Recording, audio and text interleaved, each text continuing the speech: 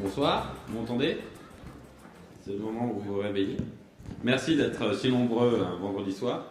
On présente Ganaël de Soon Soon Soon et on va vous présenter cet atelier d'accélération de l'innovation avec la fine crème de la créativité, donc en personne de Valériane de d'Ipsos et de Karen d'Ipsos InnoQuest, Luc de d'OpinionWay et Alexis, mon collègue de Soon Soon Soon. Je vais vous faire une toute petite introduction avant de vous présenter les différents intervenants avec ce qu'on a essayé d'appeler le paradoxe de l'innovation, qui est qu'aujourd'hui, toutes les institutions étatiques et les multinationales prêchent pour l'innovation comme facteur de création de valeur, d'emploi, etc. Sauf qu'en pratique, les innovations qu'on constate sur nos marchés, souvent elles viennent d'ailleurs, ou quand elles viennent de chez nous, elles sont malheureusement trop souvent marginales ou incrémentales. On a essayé de comprendre pourquoi, à travers les projets qu'on avait vécu chez Soon de l'intérieur, ces innovations pouvaient être un peu décevantes. Et il y a un certain nombre de freins que nos intervenants vous montreront comment faire sauter pour arriver très vite d'un début d'idée, d'envie, vers un premier prototype. Mais ce qui est soumis à à votre critique, bien sûr, c'est ces premiers éléments qu'on a appelés bug report, pardon, qui nous semblaient assez intéressant. D'abord, l'ambition. Souvent, le terme d'innovation c'est appliqué un peu trop largement à tout et n'importe quoi parce qu'il fallait dire qu'on faisait de l'innovation et du coup, plus personne n'est vraiment d'accord sur le terme. Changer la couleur du packaging ou rajouter le parfum miel et citron à la gamme. Il y avait déjà citron. Bon, c'est une innovation de masse qui mobilise beaucoup d'énergie en interne. Donc on a rarement de l'innovation produit en tant que telle, voire de l'innovation d'usage qui serait la plus intéressante, en remontant jusqu'à interroger quelle est l'unité de valeur proposée par mon offre et comment je peux y répondre autrement. Donc l'idée c'était d'oser plus, et on verra dans les différentes étapes comment on peut se permettre cette latitude-là dans un processus d'innovation. Ensuite, les incentives, ça c'est important quand on passe à l'aspect concret des choses. Quel est l'intérêt d'un directeur marketing qui en moyenne reste 3 ans en poste ou 4 ans avant de passer au poste suivant à s'embarquer dans une innovation de rupture qui demande pas mal de prise de risque et donc qui risque de lui valoir sa promotion pour des succès qui, s'ils arriveront plutôt pour son successeur que pour lui-même. Donc c'est un peu comme en politique, les mandats étant un peu courts, on a tendance à faire le dos rond. Donc on peut essayer d'imaginer des mécanismes aussi de rétribution de l'innovation, y compris de l'échec dans l'innovation, qui soient intéressants. Et là, ça m'amène à mon point suivant, qui est cette culture du risque. On va encore un peu plus loin dans la psychologie de l'innovation, qui est de dire que les échecs en innovation, c'est plutôt bien. Dans le monde digital, d'où on vient chez Soon, comme Alexis vous le présentera, il y a même ce qu'on appelle des failcon, donc des conférences comme celle-là, où les gens expliquent comment ils ont foiré tout de A à Z. Et au moins, ils ont prouvé comme ça qu'ils avaient tenté quelque chose. Donc c'est vraiment une institution dans la Silicon Valley et dans beaucoup de foyers d'innovation digitale comme Paris. L'idée de faire un bug report complet de ce qu'on a foiré sur un projet, même si le projet in fine a réussi. Comment on est arrivé jusqu'à ce succès avec un certain nombre de concepts qui sont des outils managériaux de base dans ce milieu-là et qu'on pourrait imaginer transférer à d'autres milieux, comme par exemple le trial and error répété. L'A/B testing sur 2 marchés, sur 2 niches, ou sur 2 sous-catégories de niches. On va tester en parallèle 2 choses en sachant qu'une va être sacrifiée. Donc, quelque part, dès le début, on sait qu'on aura tort quelque part, ce qui est assez nouveau. Ou encore le pivotage, quand en cours de projet, on se rend compte que finalement, la mission initiale n'est pas complètement, ou pourrait être mieux satisfaite, on va décider de pivoter, c'est-à-dire de changer un grand nombre de paramètres du projet en cours de route pour que, in fine, il réussisse. Un des plus beaux exemples de pivotage, c'est celui de Criteo, vous connaissez peut-être, qui n'était pas du tout parti sur le système initial que vous connaissez aujourd'hui, qui était parti sur un système d'enchères assez traditionnel et qui a su pivoter en cours de route de manière assez magistrale, en réallouant toute ses ressources, son énergie et sa créativité sur un projet légèrement en bifurcation qui, lui, satisfaisait mieux les objectifs initiaux, a réussi à créer la valeur qu'il voulait créer. Donc toute cette culture-là, de dire c'est normal si on foire, c'est normal si on teste plusieurs pistes en parallèle, c'est normal si on doit pivoter au milieu, c'est assez contre-intuitif par rapport à une approche marketing de l'innovation qui dit je vais tester le truc idéal que j'aurais verrouillé dans tous les côtés et après on va aligner les jetons les uns derrière les autres pour dérouler et atteindre les objectifs qu'on avait sur la scorecard. Bon, ça demande d'avoir une structure de management et une gestion de projet beaucoup plus souple, mais qui intègre des outils pourtant devenus standards dans notre secteur, que sont l'A/B testing, le trial and error et le pivotage. Ensuite, le dernier point, c'est que peut-être qu'on regarde un peu trop, même si on est censé regarder les clients et qu'on vise tous à ça, on regarde un peu trop par mimétisme les innovations de concurrents, et quand on benchmark aussi bien au début du projet que dans le test en fin de cycle, ce qu'ont fait les petits camarades, à la limite on regarde un peu sur le marché connexe. Il y a cette idée de mimétisme qui est issue de l'analyse concurrentielle et de la rentabilité court terme dont on parlait tout à l'heure, qui font que potentiellement on finit par faire du same comme on dit dans le sentier où on est installé, c'est-à-dire que bon, finalement je ne fais pas tout à fait pareil que le voisin, mais j'apporte voilà, un petit différenciation en faisant un pas de côté, mais qui n'est qu'un pas de côté par rapport à un Red Ocean, si vous êtes familier du vocabulaire Blue Ocean, par rapport à un Red Ocean où tout le monde fait des petits pas de côté sans oser vraiment essayer de créer un nouveau référent. Donc si on reste tous à regarder les mêmes références sur lesquels on ajoute des petites modalités, on a moins de chances et donc moins de success record d'innovation, et on est donc moins incliné à le faire. Donc cette espèce de cycle pernicieux du same me semble aussi intéressant à briser. Et pour le faire, je vous propose les 3 interventions suivantes. Donc de la nécessité d'innover pour avoir la bonne impulsion, le bon état d'esprit et la bonne dynamique à la fois de créativité, mais ensuite d'études et testing avec Luc.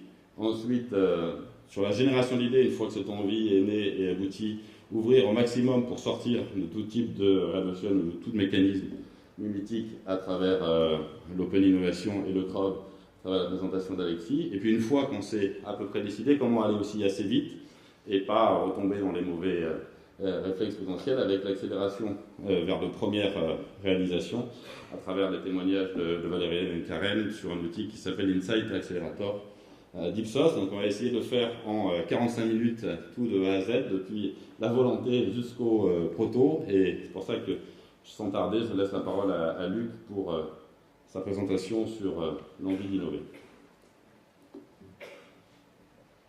Merci Diane. Ah, par contre je veux bien la...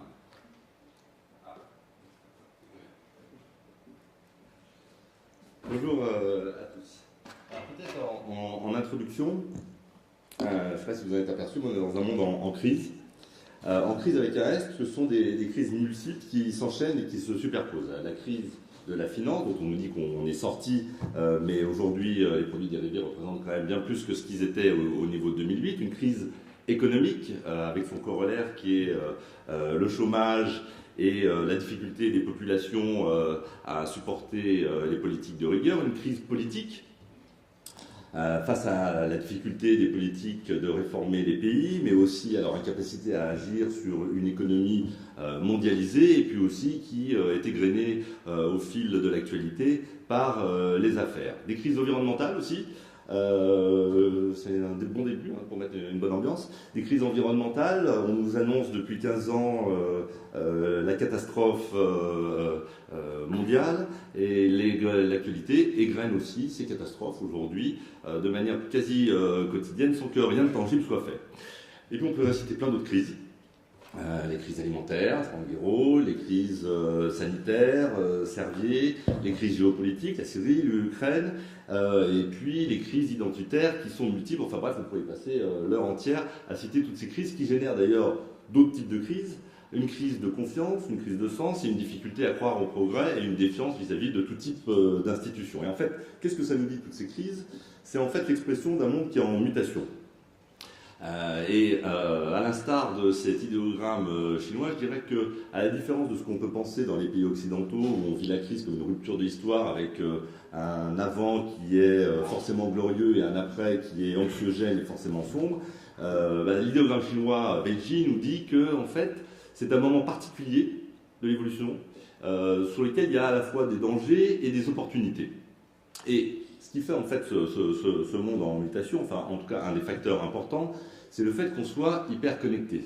Hyper connecté, pourquoi hyper? Parce qu'on est connecté à tous, à tout type de contenu, à tout moment, en tout lieu, de manière instantanée et immédiate, avec tout type de moyens technologiques. Et cette hyperconnexion, elle génère une accélération du temps, une formidable accélération du temps d'ailleurs, et une formidable transformation, une rapidité dans la transformation des modèles sociaux, économiques et technologiques.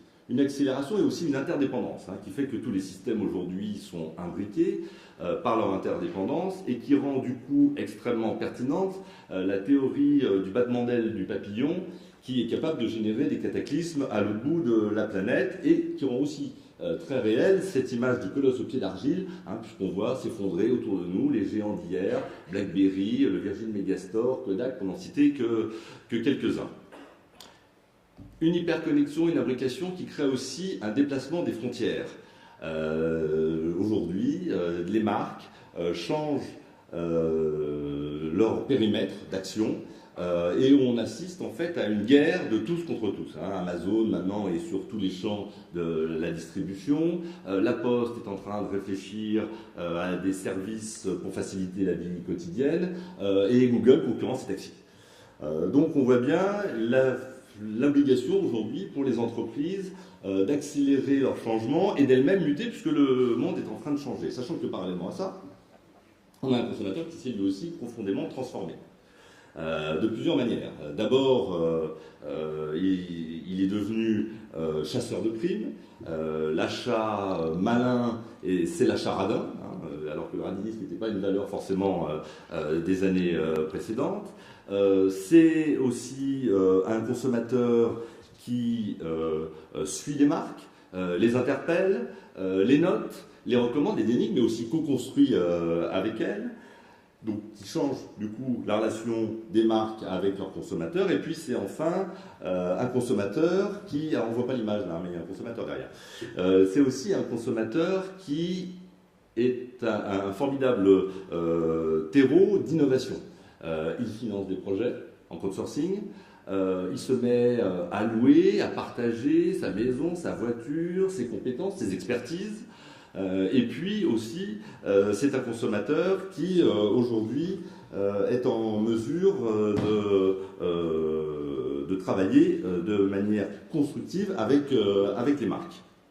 Et qui va d'ailleurs, dans ces logiques de construction et de changement, aussi se mettre à valoriser davantage l'usage plutôt que la possession, ce qui, du coup, interpelle forcément toutes les marques. Alors, du coup, la question qu'on peut se poser, c'est dans ce monde qui change, avec ce consommateur qui se transforme, quelle est la bonne façon d'avancer? Je prendrais pour ça l'image qu'utilisait Philippe Stark dans une conférence de TED en 2008, où il disait finalement il y a trois façons d'avancer. Dans un monde ultra court-termiste, je vais le faire en éloignant du micro, une des façons, c'est de regarder Nicolas. J'avance, et là, j'ai toutes les chances de prendre.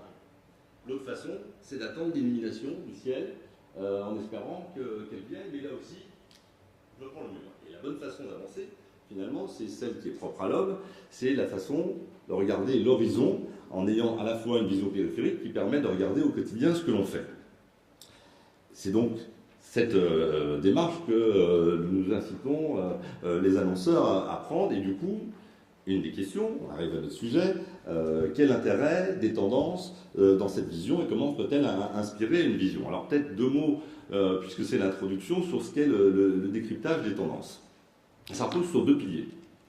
Le premier, c'est une aptitude personnelle, individuelle, à être à la fois hyper connecté au monde et hors du monde, c'est-à-dire grosso modo, à être capable de voir sans chercher. Mais en même temps, sans le process, qui est le deuxième pilier, la sérénité serait, et cette collection de signes serait finalement une salmanie ou une névrose obsessionnelle. Donc les deux piliers sont importants. Première étape de ce process, c'est la collection. Et on n'a pas tous les jours l'occasion de le faire. Je vais donc paraphraser notre ami Jean-Claude Van Damme, il faut être aware. Aware sur ce qui se passe dans la rue, ce qui se raconte dans l'actualité, ce qui se passe sur la toile, ce qui se passe sur les réseaux sociaux, et ce qui se passe dans l'art et dans l'entertainment. Donc voilà, c'est collectionner tous les signes. Mais une fois qu'on a collectionné tous les signes, le travail qui vient tout de suite après, c'est un travail en 3 temps, un travail d'étiquetage, de tag. Le deuxième, c'est d'agréger cette information, de la regrouper, et puis ensuite de la classer. Mais une fois qu'on a fait ça, on n'a pas encore fini, c'est la troisième étape et probablement la plus intéressante, c'est celle de la distillation, où il va falloir faire le tri entre ce qui est un signal faible et ce qui est un signal fort. Et en fonction de l'inscription dans la temporalité, de l'intensité du signal, effectivement, on va dire c'est un signal fort et c'est un signal faible. Et puis ce qui est intéressant, pour retrouver le sens, c'est de le mettre en regard avec les grandes évolutions sociologiques d'un pays ou d'un groupe de pays, notamment les pays occidentaux. Et puis après, on va faire quoi de ces tendances? Eh bien, on va les utiliser comme un matériau, soit un matériel d'inspiration, soit un matériel disruptif, mais qui va s'ajouter à d'autres types de matériel, qui peuvent être la veille concurrentielle, la veille sur les marchés, la veille sur les problématiques, le recueil d'insights. Puis on va mouliner tout ça dans des workshops de créativité, des sessions live en immersion, ou encore dans des plateformes collaboratives, puisqu'on parlait des consommateurs avec lesquels on peut co-construire, en utilisant finalement, quelles que soient les techniques de créativité, à peu près toujours le même principe, hein, le principe de la divergence, puis de la convergence pour arriver finalement à l'innovation, au concept, ou éventuellement à de nouveaux modèles, de nouveaux paradigmes pour les marques. Alors, maintenant que j'ai fait un peu de théorie et un peu d'introduction, comment on passe effectivement de la tendance finalement au nouveau concept, et prenons un cas concret. Alors, comme cas concret, je vous propose d'en prendre un, bien j'en ai qu'un, c'est la transgression. Alors la transgression, vous me direz, c'est pas un phénomène très nouveau, hein. Au XIXe siècle, Manet avec Déjeuner sur l'herbe était très transgressif et était refusé dans plein de salons. La seule différence, c'est que depuis 2007, la transgression s'inscrit à la fois dans une temporalité et à la fois dans une intensité qui est de plus en plus forte, sous différentes formes. Par une héroïsation des méchants, Mesrine, gros succès, Carlos, qui est devenu une série, mais aussi avec des films pour les enfants, hein, comme Megamind, comme Gru. Une remise en cause des codes dans l'art, hein, c'est Kunz à Versailles et puis Murakami. C'est aussi l'exposition Our Body, de plastination des corps coupés en lamelles. Et puis plus récemment, d'ailleurs, c'est le défilé Chanel, qui se fait au Grand Palais, certes, dans l'univers du luxe pour Chanel, mais dans un univers de supermarché. C'est la valorisation hédonique, hein, notamment avec les soirées skins pour les jeunes, qui vient d'ailleurs d'une série anglaise qui est Skins. Et puis, c'est un phénomène très important, c'est la surexposition du corps et l'exhibition du sexe, avec des chanteuses hein, qui utilisent ces codes, mais aussi le cinéma, plus récemment, hein, Jeune et Jolie, La vie d'Adèle, L'Infomaniac. Et puis même les individus, hein, le nombre de selfies sur Instagram ou encore avec des sites comme YouPorn. Mais la transgression, elle ne touche pas que ce domaine de l'art, de l'entertainment, elle touche aussi la société civile. Avec des appels à la remise en cause, hein, comme celui de Stéphane Hessel, Indignez-vous, ou encore Cantona qui nous invitait avec un succès assez fort sur Facebook, il a amené d'ailleurs à revenir en arrière, à enlever notre argent des banques. C'est aussi un appel à l'enfreinte à la loi et des mouvements qui se créent là-dessus, les Anonymous. C'est la fronde contre la loi Hadopi sur le téléchargement illégal. Et puis un nouveau concept qui est réapparu, celui de la désobéissance civile, avec le droit au logement ou encore les faucheurs volontaires d'OGM. Et puis c'est aussi des dénonciations spectaculaires comme le collectif Saumon les riches. Et aussi une montée en puissance et le rejet du politiquement correct, qui se fait souvent dans un mouvement assez conservateur. Les prises de parole d'Éric Zemmour, le bouquin de Ménard, Vive Le Pen, et plus récemment, d'ailleurs, Dieudonné. Et ce qui est intéressant, justement, ce que je disais tout à l'heure, c'est de mettre en regard face à des grandes évolutions sociologiques. Il y a une évolution sociologique importante, en tout cas des dernières années, c'est l'augmentation du nombre de seniors. C'est 1 Français sur 3, c'est 20 millions, et c'est plus 20% en 7 ans. Avec du coup une valorisation des valeurs plus conservatrices, dans une question que je posais dans un autre institut il y a maintenant 4 ans, on demandait pour vivre mieux et être plus heureux, qu'est-ce qu'il vous faudrait? Alors on disait pour acheter des produits sans regarder au prix, avoir plus de temps, être plus en lien avec la nature, mais l'item qui est le premier sorti de manière assez unanime, 95% d'accord, 65% de tout à fait d'accord, c'était réinstaurer des règles de politesse et de savoir-vivre, sachant que dans le même mouvement, on avait des émissions à la télé comme Les parents les plus stricts du monde, Le Grand Frère, Super Nanny, et Nicolas Sarkozy en 2007, dans un meeting de campagne, disait dans cette élection, il ne s'agit pas de savoir si l'héritage de 68 doit être perpétué ou s'il doit être liquidé une fois pour toutes. Ce que je veux, c'est tourner la page de 68. Donc on voit bien la transgression qui vient contrebalancer un mouvement plus conservateur. Alors la question, c'est qu'avec cette tendance de la transgression, qu'est-ce que les marques peuvent faire? Plusieurs choses. Je vais citer 3 exemples et après je m'arrêterai. La première, c'est la transgression au service de la promotion. Récemment, 2013-2014, Desigual invite ses clients à se présenter au petit matin en culotte et en caleçon pour repartir habillés 1 heure après, et en fait avec un gros mouvement d'ailleurs de buzz sur Internet, Donc c'est une utilisation de transgression en incitant d'ailleurs les individus à être eux-mêmes transgressifs. C'est pareil d'ailleurs au Japon, où une agence propose aujourd'hui aux jeunes filles d'utiliser un endroit très spécifique de leur cuisse, qui est un endroit qu'apprécient les fétichistes, qui est le Zetai Ryuki, pour afficher de la pub en échange de 100 € et bien évidemment de certaines photos qu'elles mettront sur leur réseau social pour faire le buzz. Donc on voit une première forme de transgression et d'utilisation de cette tendance. Autre façon de l'utiliser, c'est la transgression au service de cause. Alors j'en prendrai qu'une parce que le temps nous est compté, c'est celui des Femen, My Body, My Manifesto, qui utilisent donc leur corps comme manifestation pour le droit à l'avortement, contre le totalitarisme, contre l'oppression ou contre la corruption. Avec un mouvement d'ailleurs, et on voit bien là la difficulté à utiliser par exemple cette tendance, qui arrive à son paroxysme, où elles-mêmes se mettent maintenant en scène devant des mosquées, dans des églises, et qui du coup finit par être contre-productif pour le mouvement, puisque ce qu'elles prônaient c'était le respect des femmes, et qu'elles-mêmes sont dans une logique d'irrespect par rapport aux croyances et au culte des autres. Donc on voit bien, il peut y avoir aussi des dangers à utiliser une tendance, et c'est intéressant de la regarder de cette manière. Dernier point sur lequel je finirai, c'est la transgression comme inspirateur de concept ou de plateforme de marque. Alors une qui l'a utilisée largement, c'est American Apparel. Pourtant American Apparel au début c'est une marque qui se crée sur des valeurs de développement durable. Donc c'est fabriqué, un coton qui est produit de manière écologique, c'est fabriqué aux États-Unis, mais bon, comme le développement durable c'est pas très désirable, du coup il utilise des codes qui sont montés progressives mais constantes dans la provocation, en surfant toujours à la fois sur la défense de cause, par exemple la liberté des femmes à s'exprimer, mais aussi le mouvement LGTB, mais une communication qui monte en puissance, en tout cas sur la transgression, en faisant un concours par exemple sur les plus belles fesses, et plus récemment aux États-Unis en mettant des mannequins avec des poils en vitrine pour à la fois revendiquer la liberté à être soi, à être naturel. Donc on voit bien, là aussi, on est dans une marque qui commence d'ailleurs à être un peu contrebalancée. Une marque plus consensuelle d'ailleurs a utilisé la transgression de manière récente. C'est Kinder Bueno, hein. On peut dire Ferrero, c'est une marque très consensuelle, très familiale, avec un côté un peu Pleasantville. Et bien pourtant cette marque a appréhendé l'année dernière la méchanceté pour mettre en avant la désirabilité de ses produits.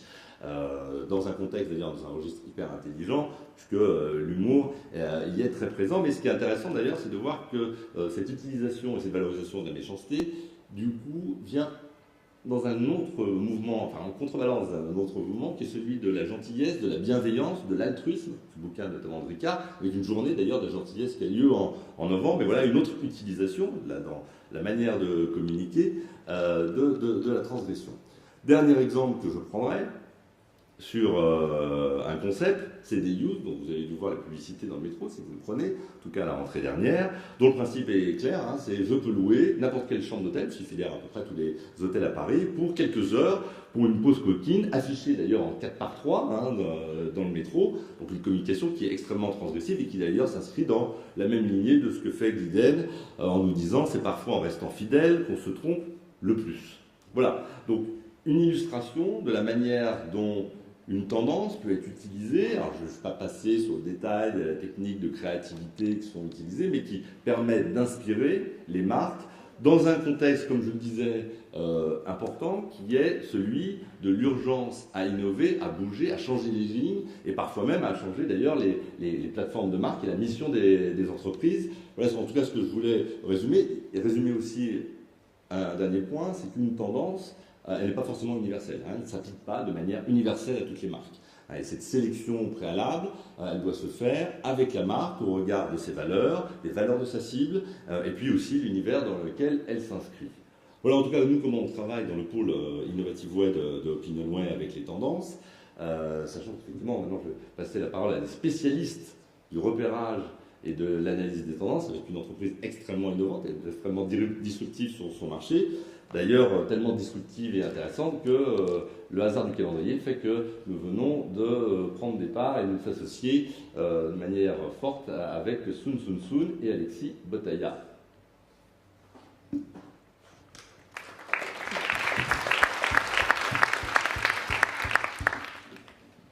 Merci Luc de nous avoir remémoré à tous ces doux souvenirs de petits déjeuners en slip chez Design One.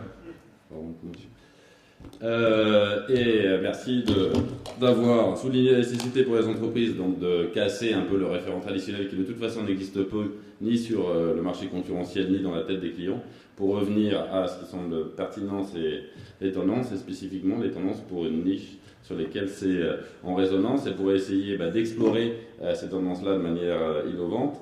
Je laisse la parole à Alexis sur le crowdsourcing en ideation pour une présentation. Merci, bonjour à tous. Alors je vais commencer juste par une petite question. Qui parmi vous connaît Sun Sun Sun? Ça me ferait très plaisir qu'il y en ait beaucoup. Oh. Et bien, ça me fait très plaisir, c'est déjà pas mal. Donc je vais passer vite sur certains aspects et m'attarder peut-être un peu plus sur d'autres. Sun Sun Sun, c'est une plateforme d'innovation crowdsourcée.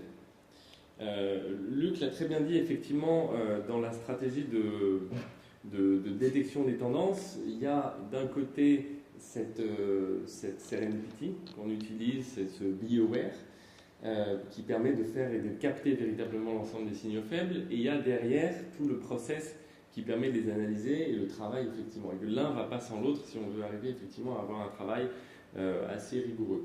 Nous, on a chez Sun Sun Sun mis en place une méthodologie autour du crowdsourcing. C'est-à-dire qu'on s'est très vite rendu compte qu'avec nos 4 yeux et 4 oreilles, on n'allait pas aller bien loin et qu'il était indispensable de s'appuyer sur d'autres yeux et d'autres oreilles. C'est pour ça qu'on a monté une communauté qu'on appelle celle des éclaireurs aujourd'hui et qui rassemble un peu plus de 800 personnes, bientôt je crois.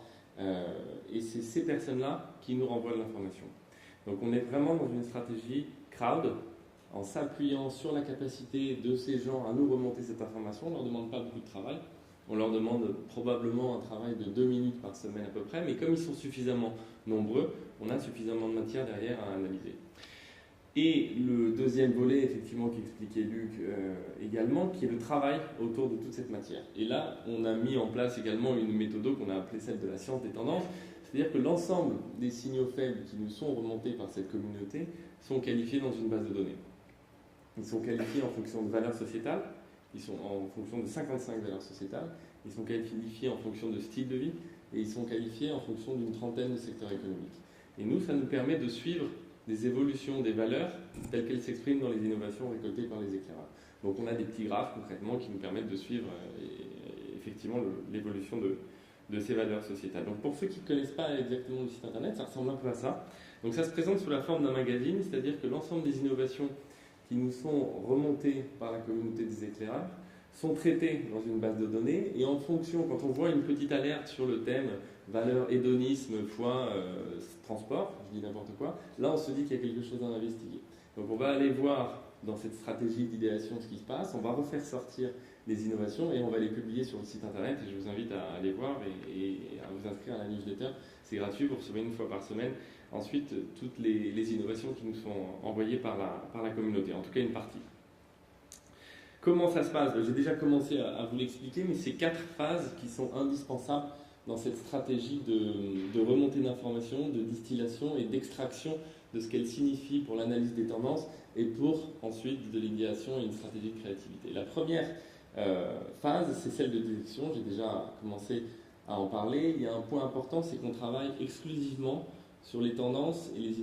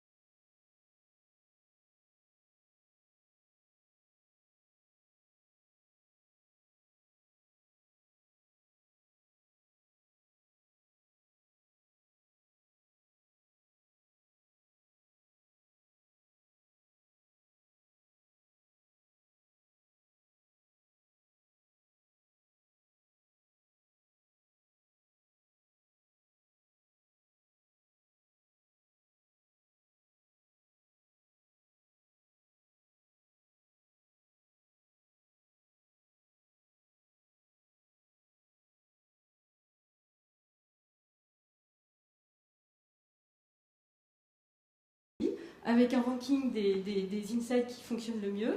Et à ce moment-là, on part en génération d'idées de produits. Et tu les testes aussi. Et on les teste de la même façon le soir. Et ce qui fait qu'en 2 jours, on arrive à avoir à la fois des insights et puis une certaine solidité, une certaine confiance quand même, et qui a été partagée avec toute l'équipe, et en plus des idées produits qui vont avec et qui sont quantifiées. D'accord. Tu peux peut-être me donner un exemple.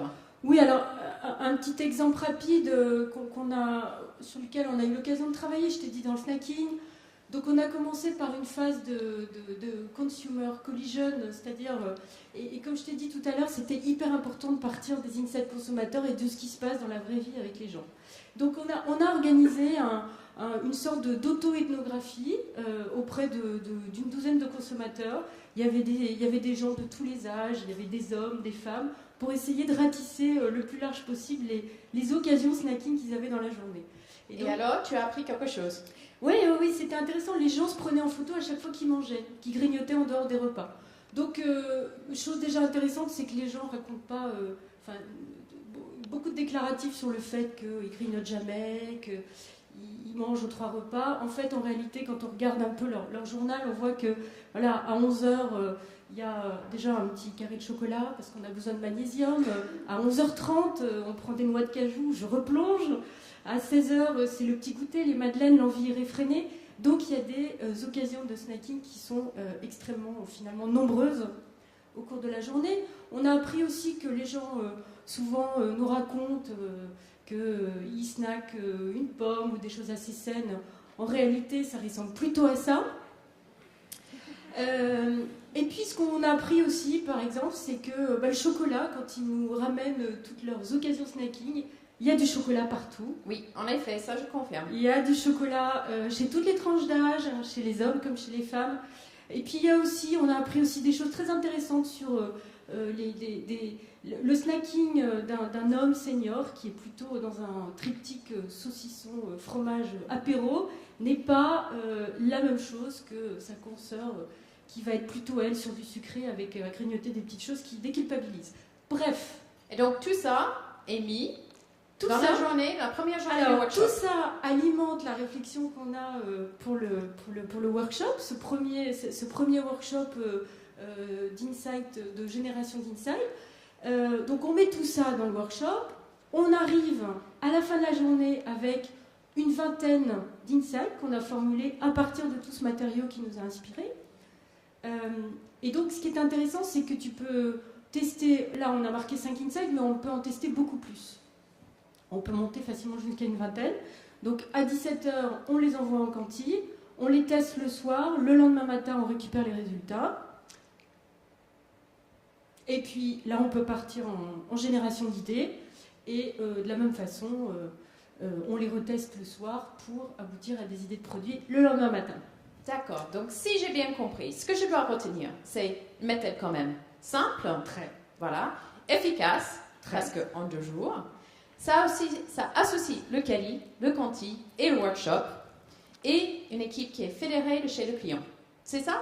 Exact. Et est-ce que tu penses que ça marche aussi dans mon secteur, c'est-à-dire la banque, service bancaire? Aucune raison que ça ne fonctionne pas. Il faut qu'à essayer. Ok.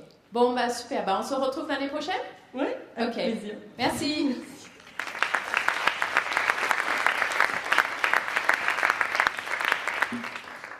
Merci beaucoup. Merci d'avoir évoqué cette trinité du saucisson, fromage, vin, auquel les hommes d'âge mûr comme moi sont très sensibles. Peut-être que pour crowdsourcer cette conférence, vous avez des questions dans le quart d'heure qui nous reste pour les différents intervenants. C'est pas une question en fait. Vous avez des questions? Voilà, monsieur. Collaboratif. Je vais essayer de faire passer le micro. Merci, bonjour Didier Rolls de Goodwine PDF. J'ai une question sur la partie workshop Insight Accelerator. Moi, ça me fait penser aux hackathons dans le monde de développement sur d'applications, des choses comme ça, où effectivement on réunit plusieurs compétences pendant un week-end pour générer des idées, puis même à la fin prototyper des choses, des applications, et où ça commence par un pitch de porteur d'idées, puis une constitution d'équipe, etc. Vous en êtes un peu inspiré ou c'est... En fait, si vous voulez, c'est pas forcément une méthodologie très révolutionnaire, parce que des workshops, en fait, on en fait depuis plusieurs années. Hein. Moi, ça fait une vingtaine d'années que je suis dans le Cali et c'est des méthodologies qui sont éprouvées et qui, effectivement, en rassemblant différentes compétences, permettent de faire de l'innovation. Après, l'intérêt, c'est de combiner deux choses simples, c'est-à-dire une partie workshop et en même temps une partie de validation quantique qui peut se faire très rapidement et qui permet de gagner du temps sur des processus habituels qui sont plus souvent, souvent sur plusieurs mois. Merci. Oui, faites monsieur. Je ne sais pas comment on fait au niveau de printemps. Je panique. Mademoiselle, je crois que là. C'est parti. Allez, on se relance là. Je vais vous poser une question un petit peu générale. Est-ce qu'aujourd'hui, le but du jeu, finalement, c'est pas d'attendre que nos concurrents lancent les innovations, dans le sens où le concurrent lance une innovation, il engage du temps, il engage du budget, il engage des équipes. Soit ça ne fonctionne pas, auquel cas vous récupérez potentiellement des parts de marché, vous avez même, dans le meilleur des cas pour vous, un concurrent qui quitte le marché, ou l'innovation fonctionne, et il gagne 3 mois, 6 mois, 1 an, avant que vous repreniez entre guillemets l'innovation, que vous fassiez du same que vous évoquiez au début de votre présentation. Et finalement, je vous pose la question de manière un peu volontaire, mais à quoi bon innover? Quelle valeur ajoutée l'innovation? Je ne sais pas si on peut apporter une réponse unique à votre question. Je pense que ça dépend des marchés, ça dépend des innovations. Si j'attends les autres et que je suis Bolloré, du coup, je ne lance pas Autolib. Si je suis Amazon et j'attends que les autres prennent ma place, eh bien, du coup, je ne suis plus la boîte de référence. Je pense que ça dépend réellement de la nature de l'innovation et comment on se place effectivement sur le marché, est-ce qu'on est leader, pas leader. Parce qu'il y a une réponse unique, vous avez raison, on peut attendre effectivement ce que font les autres et copier en faisant ce que disait Lionel tout à l'heure, faire du same un petit peu différent. Mais il ne faut pas oublier qu'on est dans un monde qui va vite, où les frontières se déplacent. Et quand on parle d'innovation, en tout cas celle dont on parle là, et qu'on parle d'innovation de rupture, je pense que le temps qu'on prend d'avance sur les autres est un temps hyper important sur les marchés qui s'accélèrent, y compris d'ailleurs dans la manière de changer de paradigme ou de plateforme de marque. La plateforme de marque, souvent utilisée en communication, mais elle définit de manière extrêmement importante ce que va être la structure de l'innovation de l'entreprise et son avenir. Si je dis je suis constructeur de voitures, mon marché s'effondre, je suis constructeur de voitures, il s'effondre. Alors je peux faire des voitures moins chères, un peu plus jolies, et puis je mettrai un peu moins de temps à mourir. Si par sécession d'innovation, parce que vous en avez parlé là justement sur des produits, mais j'imagine que comme nous, vous faites des choses aussi qui sont un peu plus fondamentales. Je réfléchis vraiment sur une vision, une mission différente de mon entreprise. Si je me dis que je suis acteur de la mobilité, du coup, c'est toute l'entreprise qui va être irriguée de manière différente, et ça, j'ai intérêt à avoir un temps d'avance pour le coup.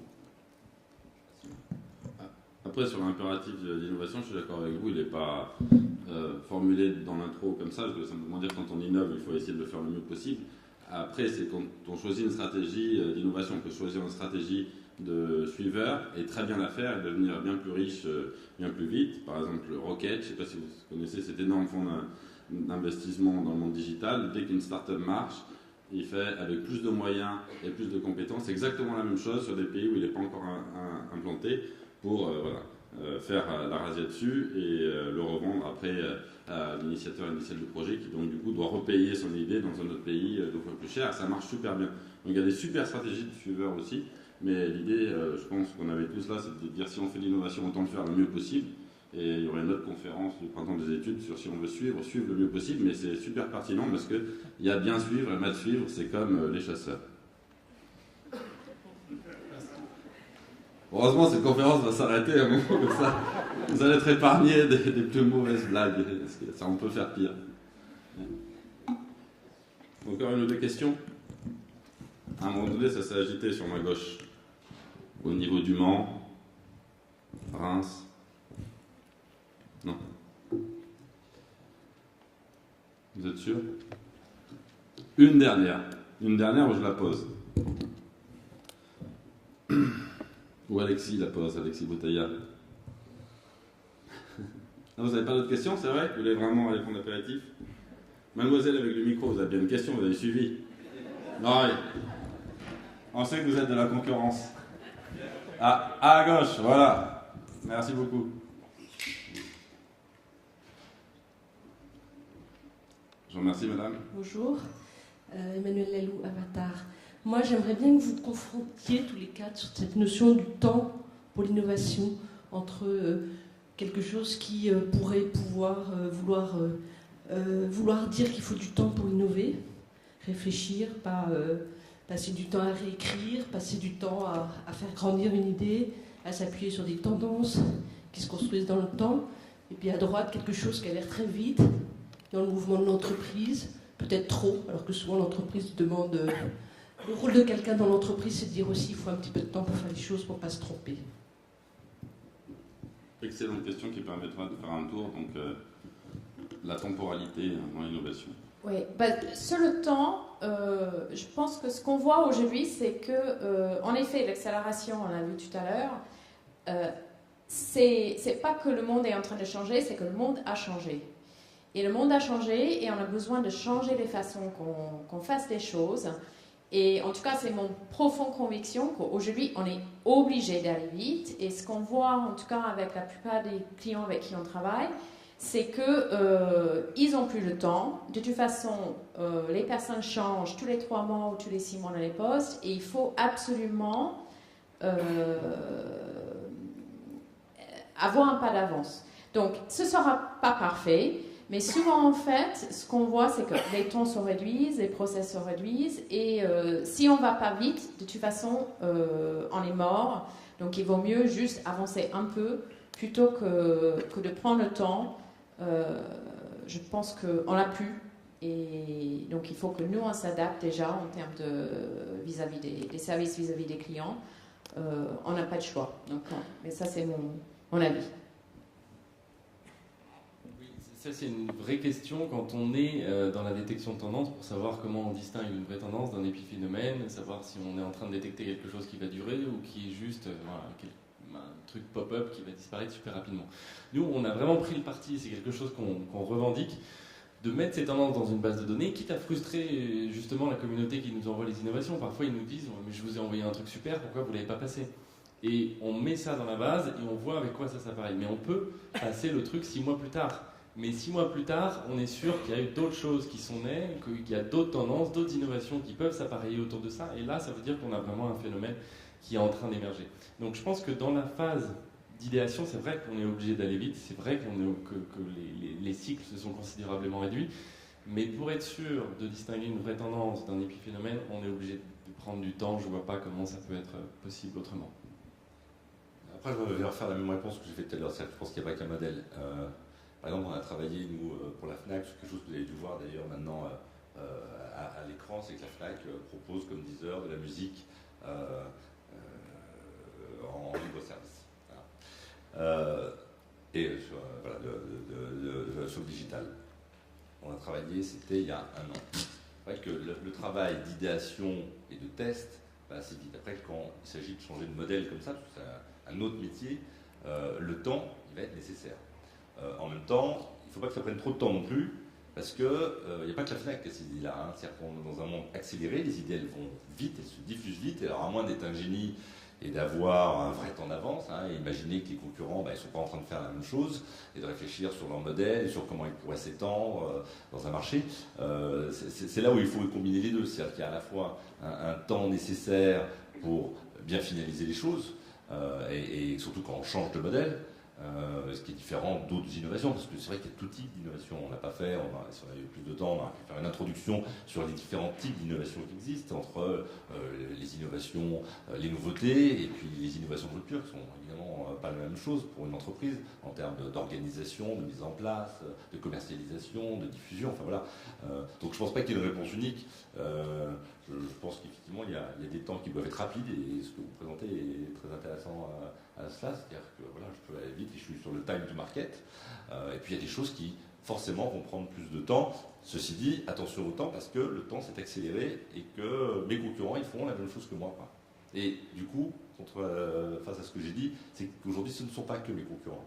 c'est aussi tous ceux qui sont à côté, qui peuvent se dire bah, je fais un pas de côté. Et ça, c'est de plus en plus fréquent.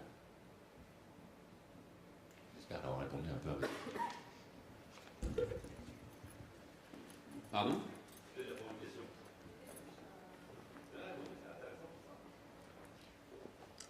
Voilà, je pense que c'était la dernière question, sauf si non, un miraculé sort des eaux. Donc voilà, travaillant comme si nous avions l'éternité, vivant comme si nous mourions demain. Bon printemps des détruits.